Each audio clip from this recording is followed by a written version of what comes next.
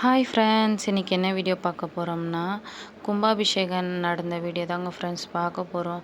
37வது வருஷத்தோட கும்பாபிஷேகம்னு சொல்லிட்டு இங்கே விநாயகர் கோயில் இருக்குது எங்கள் அண்ணா வீட்டு பக்கத்தில். ஸோ அங்கே தாங்க ஃப்ரெண்ட்ஸ் போயிருந்தோம். இன்றைக்கி எனக்கு கும்பாபிஷேகம்னே சொல்லிட்டு தெரியாது. நான் இன்றைக்கி எதாச்சியாக தான் எங்கள் அண்ணா வீட்டுக்கு போயிருந்தேன். பார்த்தா கும்பாபிஷேகம் நடந்துன்னு இருக்குது. சரின்னு சொல்லிட்டு போய் பார்த்தா புது விதமான ரிச்சுவல்ஸ் எல்லாம் பண்ணி நான் இதுதான் ஃபஸ்ட் டைம் பார்க்குறேன். இந்த மாதிரியெல்லாம்